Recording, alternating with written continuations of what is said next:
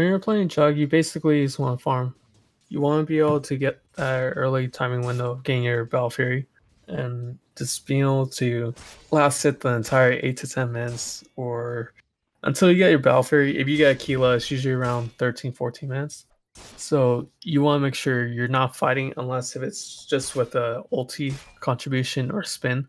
You don't want to spend a lot of time right clicking heroes down just because that's not your approach of the early game playing carry. You just want to make sure you get your weight up in items. When it comes to zoning off lane, if you don't have the proper support hero or they're not executing well, generally speaking, you can just ask them to leave the lane. Because if they're not helping you in whatever the case, whether it be zoning, so you're having to share XP with them, so you're getting less levels, and they're not actually zoning the hero, so you're still dealing with them, then it's actually not worth it. So you have like one or two options. One, you ask them to leave, which is the much simpler version, and two is you kill the offlaner, because Jug doesn't really help with the zoning with right clicks, but he can just straight up kill the offlane if they have the utility for it. You could just do full Blade Fairy on top of them. I would imagine if you're in this kind of situation where they can't zone and they have to deal with the offlane, it's kind of hard, then it's probably also hard for you to also help with Blade Fairy. So either bring in another hero to help kill the offlane, or you just have the support leave and then you just deal with the lane yourself.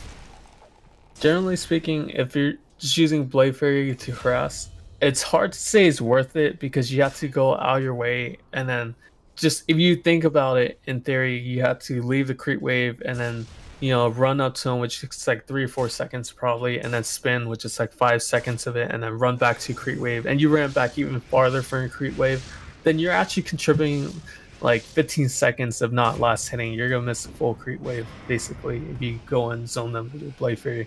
So every time you use Blade Fairy, you want to think this is gonna be a kill, and if not, it better bring them down to like a percentage of HP where they have to go home, heal, or use a shrine, or use like a health pot. Because if you don't do that, then it's not worth giving up a full creep wave just to harass.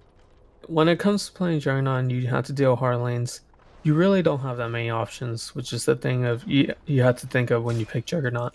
Like, his ability to trade hits is actually not that good because his base damage is low and he is a melee hero. So you're dealing against a range hero like Puck, like your lane is just basically non-existent. And the best way of dealing with this, if possible, is just to kill the off lane. If I'm struggling in my lane and I can't get last hits or I'm getting poked at by someone, then I'm just gonna ask for someone to come to my lane over and over so that we could kill the off lane over and over, because that's the only way to deal with it. The only other possible solution, and then you have to hope that it's fine there, is you get a lane switch. Sometimes you'll just switch lanes with the off lane because it's easier. Because generally speaking, Jug can go against other tri lanes or dual lanes if like you just kill them. So if he leaves the safe lane and then goes to off lane, it's a lot easier sometimes, because if he can't lane against the Puck or LC or Furion, then maybe he can just go kill their carry in their lane. So if you really feel like you have no options, you can't stay in lane, and then your offlaner will not switch for you for whatever reason, then you gotta be a little creative. You can stack and pull for yourself, which is always an option. And a nice thing about Juggernaut is that he's able to clear creep camps with his Blade Fairy, 1 or 2 usage. Usually 2 earlier, and then when you max it, maybe 1, and then a bit of right clicking. So whenever you're playing Juggernaut, one little nifty trick is after it's stacked, you can pull the camp out again, and as the camp is coming back to where it initially spawned, you can spin with it. So this way you tank 0 damage and you do your full spin damage on top of them. So this is like another option to farm.